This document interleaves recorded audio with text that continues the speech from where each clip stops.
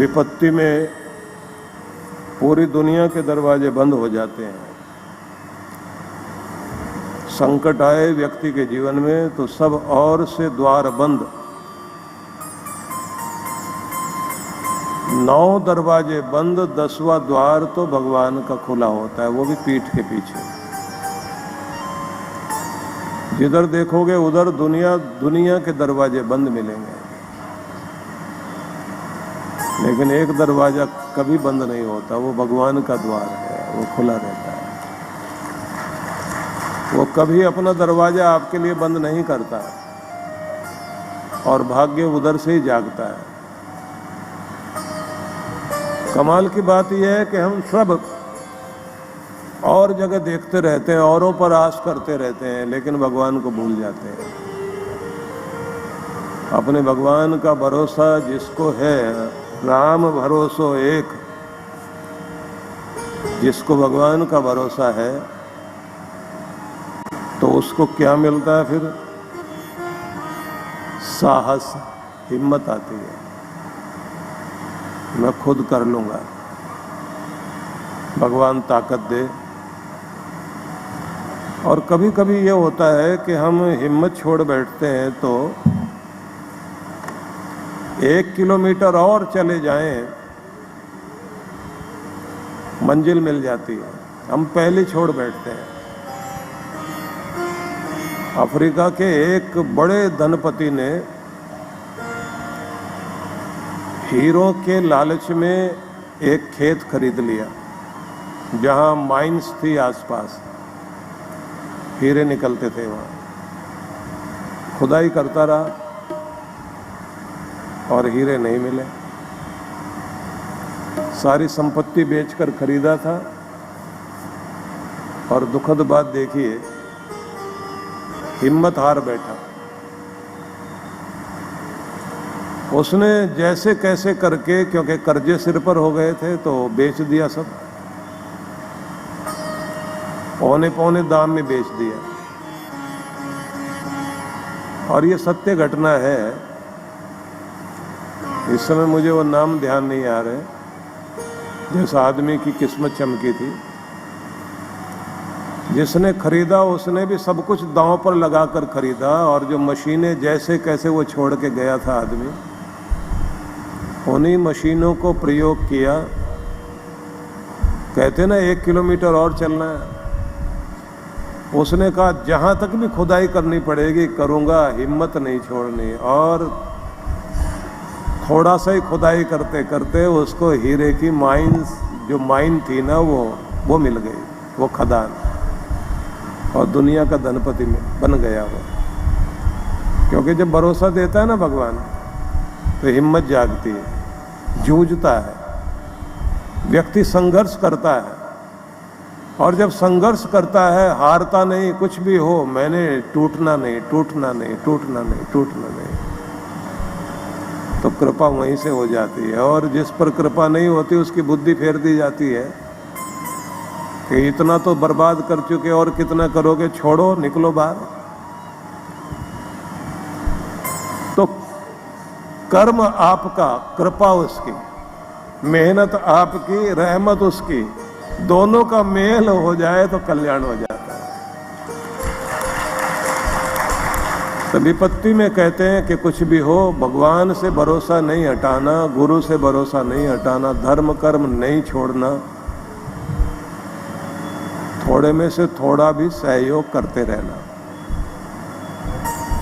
देते रहने की भावना से भीतर एक बात आती है कि मैं देने लायक हूं, अभी भी कुछ कर सकता हूं। जब आपके अंदर देने की भावना आती है तो भिखारीपन चला जाता है अंदर से।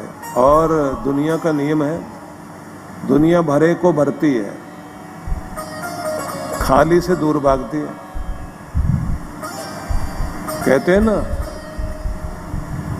कि सहरा में कलियां तरसती रही और सागर में अंबर बरसता रहा।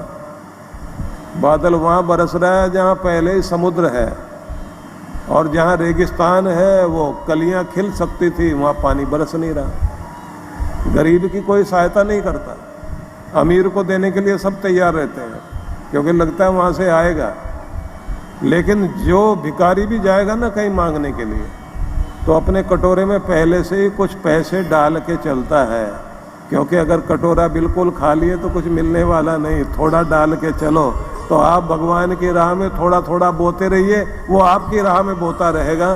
कुछ ना कुछ करते रहो, थोड़े में से थोड़ा भी सही, सेवा करते रहो, नाम जपते रहो। नाम जपने का भी नियम अपना लीजिए।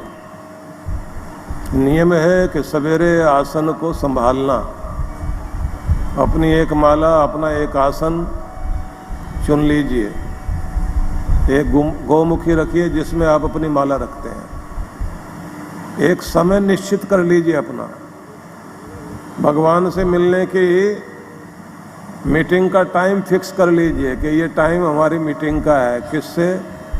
सबसे बड़े राजा से मिलने का समय है। सबसे बड़ा राजा कौन है? राजाओं का भी राजा परमात्मा ही तो है ना।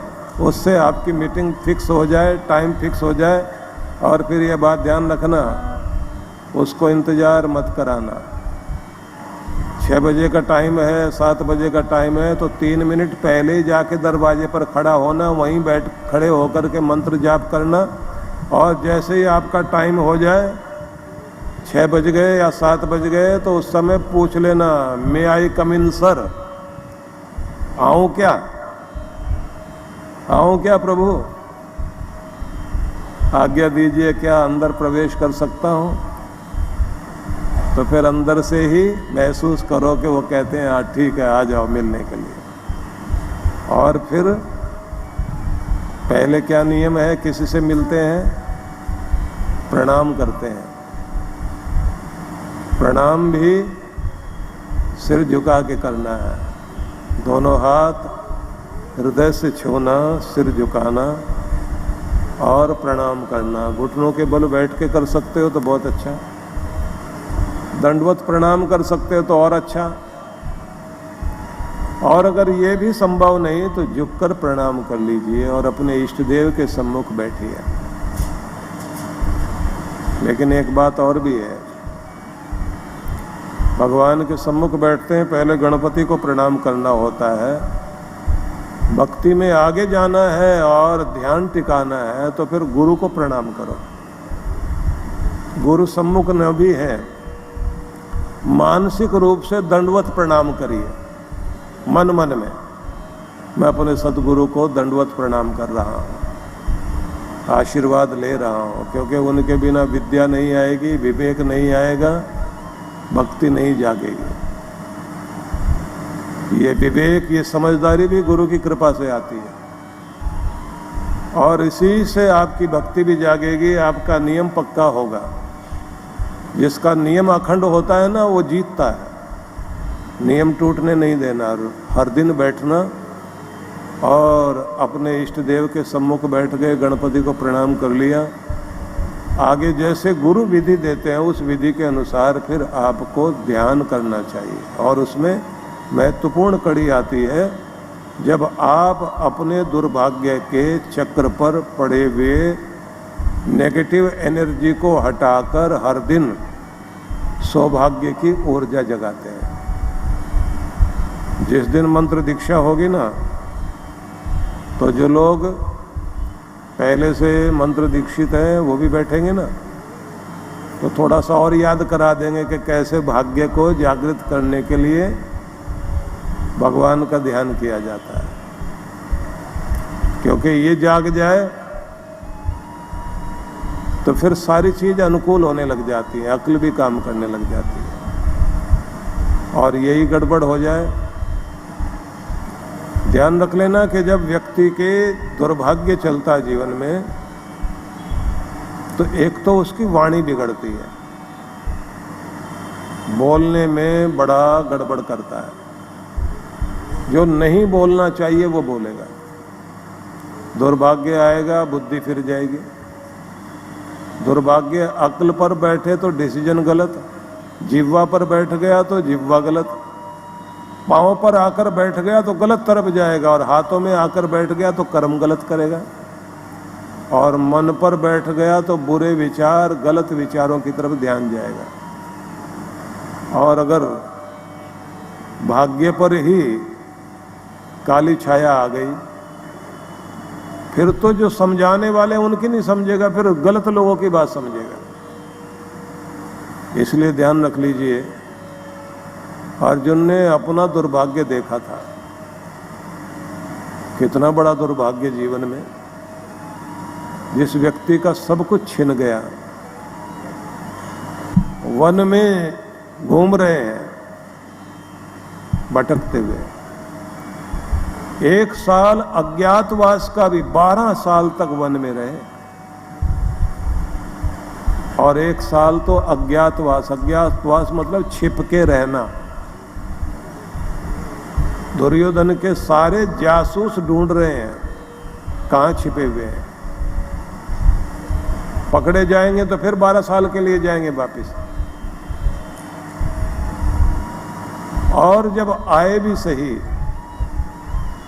तब भी दुर्योधन ने राज्य नहीं दिया, फिर बहाना कर दिया, फिर दोष निकाल दिए,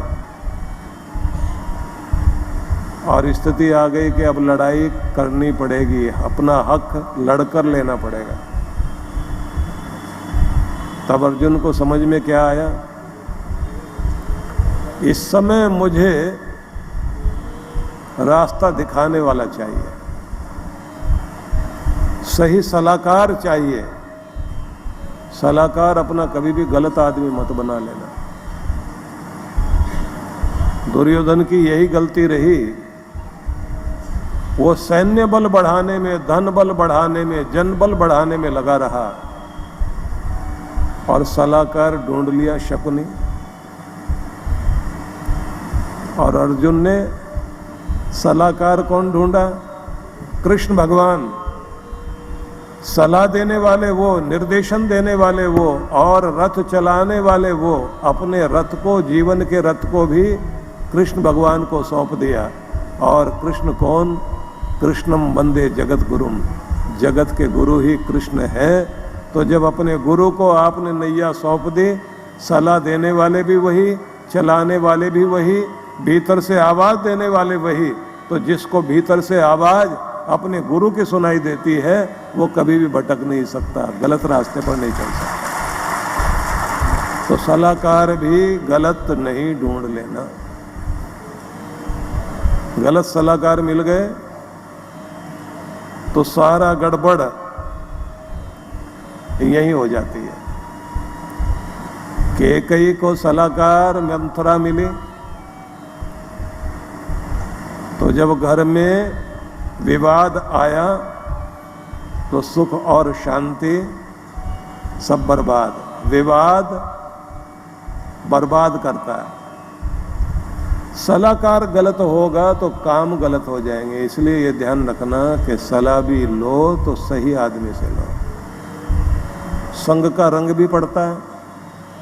एवरेज इंसान हो जाओगे, बड़े आदमी के साथ बैठिए, बड़ी ऊंची सोच रहेगी, कृपा होगी, तो विद्या विनय विवेक।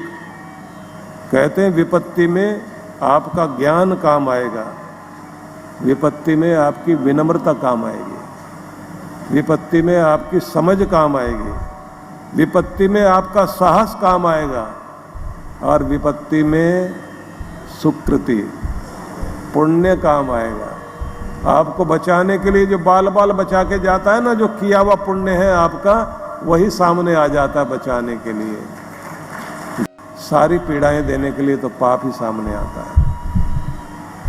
किया हुआ पाप दुख बनकर सामने आता है, और बचाने के लिए पुण्य सामने आता है। आदमी कहता है ना, पता नहीं कौन सा पुण्य काम आ गया, और शुभ घड़ी आती है ना। अब हम लोग अयोध्या में थे, जब वहाँ बैठे हुए थे, सामने भगवान का वह भव्य भवन, जहाँ भगवान विराजमान होने जा रहे थे, तो देखा एक बहुत बड़े उद्योगपति, बड़ा नाम उनका, वो और उनकी पत्नी दोनों खड़े हुए हैं, और रोते हुए क्या कहते हैं, हे प्रभु, न जाने हमारे या हमारे पूर्वजों के कौन से पुण्य थे जिनके कारण आज ये दिन देखने को मिला और हम लोग यहाँ पहुंचे। गदगद हो रहे हैं। तो वहाँ जो सेवक लोग थे वो उनको ले जाके कि आप उधर बैठ जाइए, और वो लोग कानों पर हाथ लगाए, हमारे गुनाह माफ़ करना, हमारे पूर्वजों की गलतियाँ माफ़ करना, और जिनके पुण्यों के कारण आज का दिन देखने को मिला है उन पर कृपा करना, हमारी बुद्धि ठीक रखना। जहाँ मैं बैठा था वहीं वो बार बार घूम घूम के बोले। तो पुण्य जागता है तभी तो कोई तीर्थ करेगा, पुण्य जागता है तभी तो कथा सत्संग में आओगे भाई, तभी तो हाथ से कुछ शुभ करोगे। नहीं तो हर समय यही तो दिखाई देता है, यहाँ से पैसे आ रहे, वहाँ से पैसे आ रहे, उधर चले जाएं, इधर चले जाएं। गुरु की शरण भी मिलती है तो पुण्यों के कारण मिलती है, ऐसे नहीं मिल जाती। इसलिए ये बात ध्यान रख लेना कि जब आपका पुण्य जागता है तो आप पर कृपा आती है, रक्षा कवच बन जाता है आपके पास। तो कहा साहा सुकृति सुसत्य व्रत, जो कुछ भी आपने अच्छे संकल्प किए हो ना जीवन में, वो सामने आ जाता है। कोई भी अच्छा संकल्प किया हो वो आपकी जिंदगी में आपकी ताकत बनकर आपकी रक्षा करने आता है। थोड़ा सा दिया बड़ी कृपा करता है, लेकिन आखिर में एक बात कही, राम भरोसो एक। अपने प्रभु का भरोसा सबसे बड़ी ताकत है। आप कुछ भी हो उसका भरोसा बनाए रखना, भरोसा टूटने नहीं देना। और अगर भरोसा टूट गया तो गड़बड़ वहीं होती है। ज्यादातर लोगों को देखा कि जब ज़्यादा दुख आता है ना जीवन में, उस समय उनको एक लगता है कि कोई भगवान नहीं है, गुरु भी कोई कुछ नहीं, होते तो मेरा दुख दूर करते। भगवान कहते ना, त्रिविधम नरकस्यदम द्वारम नाशनात्मना। व्यक्ति को पतन करने वाली तीन चीजें, काम, क्रोध, लोभ। और भगवान ये भी कहते हैं, चतुर्विधा भजन्ते माम जना सुकृतीन व अर्जुना। आर्तो जिज्ञासु अर्थार्थी ज्ञानी च भरतर्षभ। चार तरह के लोग भगवान का भजन करते हैं। उसमें पहले तरह के तो वही हैं जो दुखी हैं, लेकिन दुखी भी तब तक याद करता है जब तक उसका दुख दूर नहीं होता। जैसे उसका काम पूरा हो जाता है, परेशानी गई, तो बड़ी विचित्र बात है। विदुर जी ने 5000 साल पहले कहा था कि कितनी अजीब बात है कि ठीक होने के बाद मरीज अपने डॉक्टर को भूल जाता है, और पढ़ने के बाद विद्यार्थी शिक्षक को भूल जाता है, और शादी हो जाने के बाद बच्चा माँ बाप को, और मतलब निकलने के बाद दुनिया जिससे मतलब था उसको। ये सारा संसार ही कितना विचित्र है। जहां आपका काम निकला तो भगवान से भी जितना काम था ना, कितने 16 शुक्रवार या 21 सोमवार, क्या क्या लोग नियम बना लेते हैं, इतनी बार तो जाना ही पड़ेगा। ऊपर से बोलते रहते हैं भगवान भले ही एक चक्कर और लगवा देना, देना जरा ठीक ठाक सा, काम अच्छे से बनवा लेना। काम बना तो उसके बाद भूल गए। लेकिन जिसके मन में भगवान का भरोसा है, उसके जीवन में ये बात ध्यान रख लीजिए, वो भरोसा ही जिताएगा। प्यारे ईश्वर का भरोसा अखंड नियम देगा, नियम से आप भक्ति करने बैठोगे। और एक बात ये भी ध्यान रखिए, ये भरोसा और ये भक्ति, ये सत्संग सब आपके जीवन में कितनी कितनी कृपाएं करते हैं। जिनके घर के अंदर गुरु के चरण है, भगवान का नाम जपा जाता है, और जहाँ बड़ों को प्रणाम किया जाता है, सवेरे उठकर अपने बड़ों को प्रणाम करो। अभिवादनशीलस्य नित्य वृद्धोपसेविन चत्वारि तस्य वर्धन्ते आयुर्विद्या यशोबलम। जिनका शील स्वभाव अभिवादन का है, प्रणाम करने का है, उनको की आयु बढ़ती है, विद्या बढ़ती है, यश बढ़ता है। आयुर्विद्या यशोबलम, आयु बढ़ती है, विद्या बढ़ती है, यश बढ़ता है, बल बढ़ता है। इसलिए विनयशील भी रहना, अभिवादनशील भी रहना, घर के अंदर अपने बड़ों को मान सम्मान देने की आदत बना लेनी चाहिए। जिनके घर में ये स्वभाव होता है ना, तो वहाँ कृपा बसी रहती है, क्योंकि आशीर्वाद दिया जाता है तो सिर पर तो दिया जाता है ना, तो बुद्धि ठीक रहे, कृपा बनी रहे। और गुरु के सामने आप बैठते हैं तो उनकी दृष्टि आपके माथे पर रहे, भाग्य चक्र पर रहे। मेहर वाली नजर गुरु की पड़ती है भाग्य पर, तो भाग्य ठिकाने पर आता है, ठीक ठीक होता जाता है। और जितने अधिक विनयशील होंगे और भी कृपा होगी। इसलिए प्रणाम करने की परंपरा, और महान पुरुष कोई भी सामने से जा रहे हों, दिखाई दे रहे हों, तो वहीं खड़े होकर प्रणाम जरूर कर लिया करो। आपके ऊपर देखा, यहाँ लोगों के अंदर भावना है, दुकान में बैठे बैठे अगर उनको दिखाई दे जाए संत पुरुष जा रहे हैं तो प्रणाम करते हैं, ये अच्छी बात है। और थाईलैंड में हमने देखा है कि वहाँ मैं एक कार्यक्रम में गया 89 में, तो जो लोग साथ साथ थे तो हमने देखा वहाँ साधुओं की जमात सड़क पार करना चाह रही थी और ट्रैफिक बहुत तेज चल रहा है। एकदम सारा ट्रैफिक रुक गया और सब वहीं अपनी अपनी गाड़ी में बैठे हुए सिर झुका रहे हैं सामने। बड़ा सम्मान देखा लोगों के मन में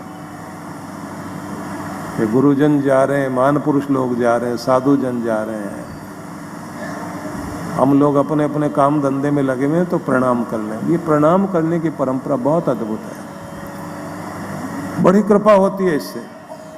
इसलिए बड़ों को प्रणाम कीजिए, आशीर्वाद लेते रहिए। ये आशीर्वाद आपके घरों के अंदर जो कुछ कृपा कर देते हैं, इसका कोई दूसरा और इस तरह की चीज नहीं दिखाई देती जैसी ये चीज है। जिनको आदर देने की आदत होती है ना, कठोर से कठोर आदमी भी मान देने से नरम पड़ जाता है।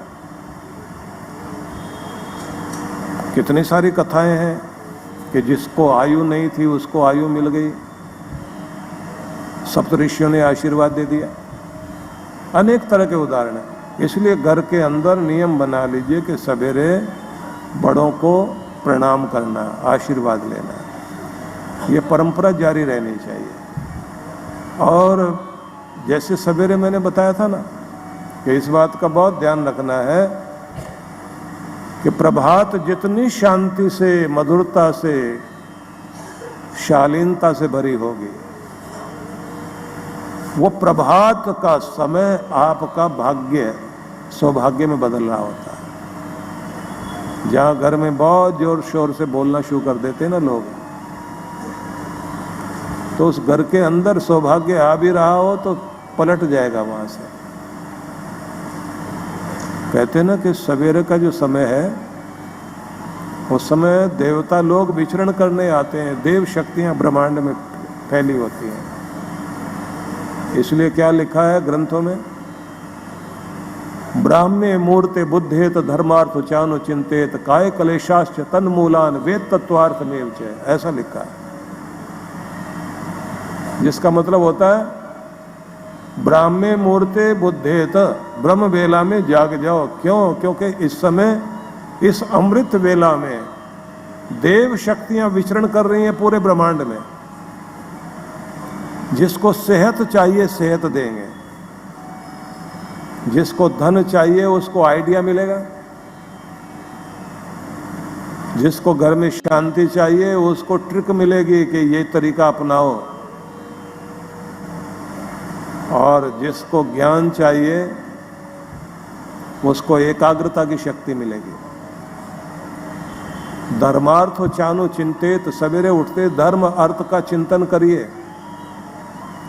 काय कलेशाश्च तन मूलान, शरीर में कोई रोग न रहे, घर में कलेश न रहे, भगवान से शांति मांगिए।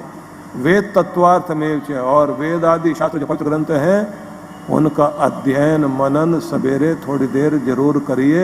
ग्रंथ का प्रकाश घर में किया जाता है, वो प्रकाश घर में तो फैलता ही, आपके हृदय में भी आता है और आपके भाग्य को भी जगाता है।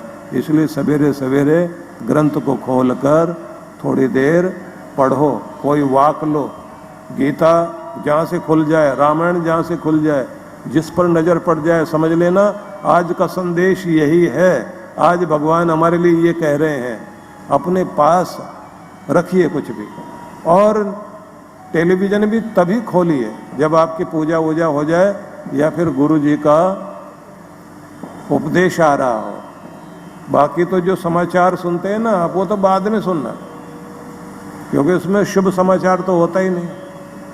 जो भी कुछ होता है वो तो आप लोग देखते ही हैं। तो इसलिए पहले प्रभु से जुड़िए, भगवान से जुड़िए, गुरु से जुड़िए। सत्य जितने भी संदेश भगवान के सत्य संदेश हैं उनसे जुड़ के देखिए, कृपा होती है उस समय। और अगर उस समय आपके मन में और सब चीजें चल रही हैं तो ये बात ध्यान रखना, सवेरे सवेरे आप बीज बो रहे होते हैं। और कहा गया है, तुलसी यह तन है तवा, तपत सदा त्रैताप।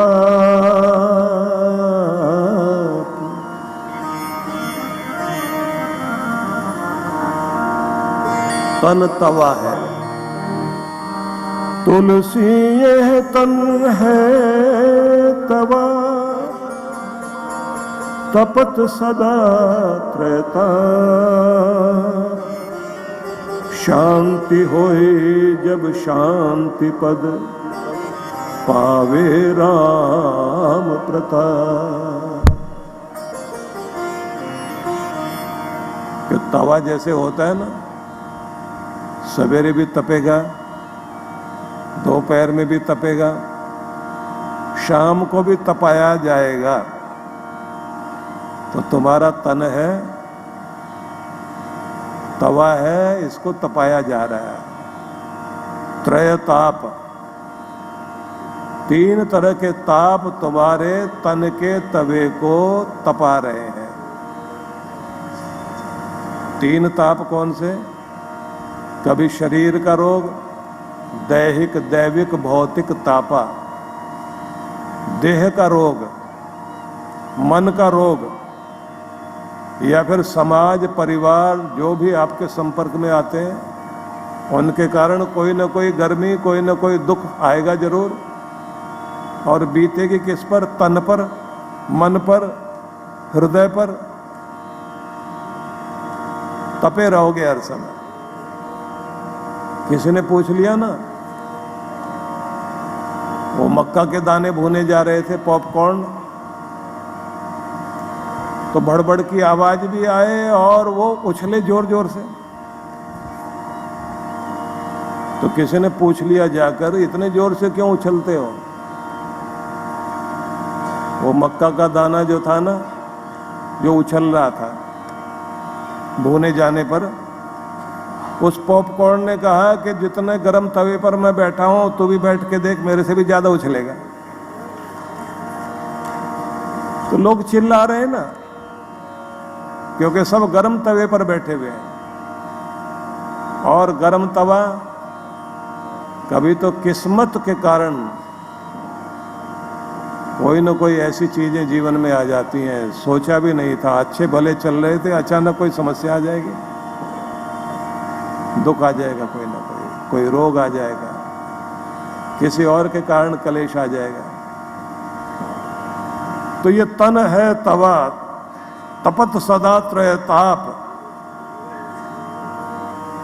आगे लिखा है, शांति होई जब शांति पद, पावे राम प्रसाद या राम प्रताप। राम जी की कृपा होगी, भगवान की कृपा होगी, तब आपको एक पद मिलेगा, एक स्टेटस हो जाएगा आपका। कौन सा? आदमी शांति वाला है। भगवान आपका व्यक्तित्व, पर्सनैलिटी ऐसी बना देगा, कुछ भी हो ये अपनी शांति से बाहर नहीं जाता है, शांत रहता है। और शांति भी कैसी? वाणी में शांति, व्यवहार में शांति, लेन देन में शांति, और किसी को क्षमा कर देना और क्षमा मांग लेना। जिसको क्षमा मांगना आ गया और क्षमा करना आ गया, समझ लीजिए शांति पाना आ गया। और जिसको शांति पाना आ गया, सुख, शांति, कृपा, सौभाग्य सब कुछ जीवन में आ जाएगा। इसलिए कहा गया है, राम जी कृपा करेंगे तो आपको जीवन में शांति देंगे। और गांव में एक चीज बोली जाती है, सुखी हो ये नहीं कहते, घर में सुख शांति है। प्रार्थना भी क्या कहते हैं? भगवान सुख शांति देना। क्योंकि सुख शांति तभी आती है जब कृपा है, सौभाग्य चल रहा है, और सुख भी तभी रहता है जब शांति रहती है। अगर शांति नहीं है तो सुख भी नहीं होगा। पीस ऑफ माइंड नहीं है तो कुछ भी हो आपके पास दुखी रहोगे। इसलिए मैंने कहा था ना कि चैन सोने की लेने के लिए, सोने की चैन के लिए लालायित है, पर सोने की चैन तो मिल जाएगी, पर चैन से सोना नहीं मिलेगा तो सोने की चैन किसी काम की नहीं है। सोना चांदी के पीछे भाग रहे हो ना, जिसका मन शांत नहीं है उसको ये चीजें भी शांति नहीं देंगी।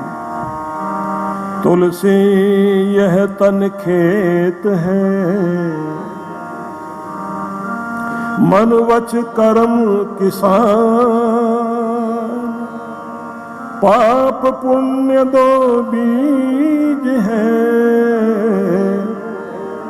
बोवे सो लेवे निदान। तुम्हें जो तन दिया गया है ये खेत है, और तुम्हारे कर्म, वचन, मन हर समय तन के खेत में बीज बो रहे हैं किसान बनकर। कौन से बीज बोए जा रहे हैं? दो ही बीज बोए जा रहे हैं। तुम्हारे वचन से या तो पाप बोया जा रहा है हर पल, या पुण्य बोया जा रहा है। तो सोच समझ के बोलना कि पुण्य बो रहे हो या पाप बो रहे हो, पुण्य बोल रहे हो या पाप। दो ही बीज हैं, मन, वचन, कर्म। मन से भी जो बुरा सोच रहे हो ना, वहां भी बीज बोए जा रहे हैं। हर समय तुम दो तरह के बीज बो रहे हो, एक बीज पाप का है, एक पुण्य का है। तो ये जरूर सोच लेना, मन में भी गलत चीजें नहीं लाना। गलत चीजें लाओगे तो काम गड़बड़ होगी। और कहा गया है, तन में मन शिव संकल्प मस्तु, मन को शिव संकल्पों वाला बनाओ। अच्छा अच्छा सोचना। हमारे यहाँ आश्रम में कल्प वृक्ष लगा हुआ है, तो जहाँ वो बुजुर्ग लोग रहते हैं तो पार्क बना हुआ है, एक ऑर्नामेंटल पार्क है, बड़ा सुंदर खूबसूरत पार्क। उसके बीच में कल्प वृक्ष है। तो कल्प वृक्ष के आसपास बड़ी ऊर्जा आती है ब्रह्मांड से। तो वो लोग पूछते हैं कि कैसे उपयोग करना है इसका। मैंने कहा यहाँ चारों तरफ बैठना और अफर्मेशन का प्रयोग करना। अफर्मेशन कैसी? जो जिंदगी में पाना चाहते उसको दोहराओ। दोहराना भी कैसे? कि जैसे मैं हो गया हूं वो, और भगवान कह रहे हैं बन जाओ, तथास्तु कह रहे हैं, तो वहां बैठकर बोलना भाग्यशाली हूं, मेरा भाग्य जाग रहा है और अच्छा अच्छा हो रहा है, मैं सेहतमंद हूं, पहले से और बेहतर हो रहा हूं, ऊर्जा से युक्त हो रहा हूं, रोग भाग रहे हैं, स्वास्थ्य मिल रहा है, चेहरे पर प्रसन्नता आ रही है, मेरी मुस्कुराहट अच्छी हो रही है, मेरी पर्सनैलिटी अच्छी हो रही है, मेरे अंदर सुंदरता आ रही है, मेरा आकर्षण बढ़ रहा है, और ब्रह्मांड से वो शक्ति खींचते जाओ अपनी तरफ। अच्छा सोचोगे, कृपा होगी। और ऐसे सोचते सोचते मैंने कहा जब आप वहाँ बैठे, आंख बंद करके महसूस कीजिए, भगवान की कृपा को भी महसूस कीजिए, और जब उठोगे तो धन्यवाद कहकर उठ के देखिए। जो चीज आप सोचते हैं कहीं नहीं बनी, वो यहीं बात बन जाएगी, कहीं और जाने की जरूरत नहीं, यहीं से कृपा हो जाएगी। तुलसी यह तन खेत है, मन वच कर्म किसान, पाप पुण्य दो बीज है, बोवे सो ले वे निदान। फसल वही काटेगा जो इसको बो रहा है। तुमने अगर पाप की खेती कर ली तो फसल तो आएगी और बच नहीं पाओगे, लेकिन मन में अच्छे संकल्प लाओ। वो पुरानी कथाएं सुनते थे हम महान पुरुषों से, संतों से, कि एक कल्प वृक्ष धरती पर होता है लेकिन एक स्वर्ग में होता है। धरती वाला तो देर में फलता है, जो स्वर्ग वाला है वो बहुत जल्दी, सोचते ही कामना पूरी होती है। तो कोई एक व्यक्ति, नारद जी जब भी विचरण करने आते थे धरती पर तो उनको देख देख के प्रणाम किया करता था। नारद जी भेष बदल कर आए तो भी प्रणाम करें, तो कहते थे भैया तुम मुझे प्रणाम क्यों कर रहे हो? बोले सवेरे सवेरे कोई भी इधर से गुजरता भगवान का नाम लेता है तो हम उसको प्रणाम करते हैं, उसके पुण्य प्रभाव हमारे ऊपर भी आते हैं। एक दिन नारद जी ज्यादा मूड में थे, उन्होंने कहा क्या चाहते हो? बोले आप बताओ, आप हो कौन? बोले हम नारद हैं। कहाँ से आते हो? बोले भगवान विष्णु के धाम से आते हैं धरती का नज़ारा देखने के लिए। बोले तो फिर आप स्वर्ग में रहते होगे? बोले हाँ स्वर्ग में रहते हैं। उस आदमी ने कहा एक बार हमको भी दर्शन करा दो। नारद जी बोले मरकर जाओगे ना वहां? नहीं, जीते जी दिखा दो, थोड़ी देर के लिए सही, एक बार ले जाओ, अपने तप बल से लेकर जाओ और फिर हमको यहीं छोड़ देना। नारद जी बोले ठीक है चलो।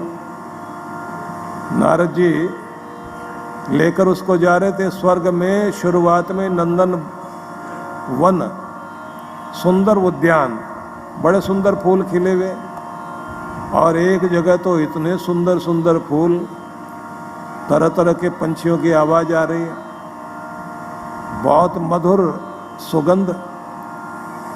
ये बोले नारद जी आप जो जा रहे हो अभी कहाँ जाओगे? बोले अभी हम अपने ऑफिस जाएंगे। बोले आप वहाँ का काम निपटा के आइए, आओगे तो इधर ही रास्ते से? बोले हाँ। कि हम थोड़ी देर यहाँ घूम लें? बोले हाँ घूमिए। अच्छा हम यहाँ जाएं तो कोई दिक्कत तो नहीं? नारद जी जाते हुए बोल गए ये उद्यान नंदन वन है, यहाँ जैसा सोचोगे वैसा मिलेगा, और ध्यान रखना बीच का जो पेड़ है वो कल्प वृक्ष है, वहां तो बहुत सावधानी से जाना, मन में जो आएगा वो पूरा हो जाएगा। ये चला गया, बहुत अच्छी जगह है।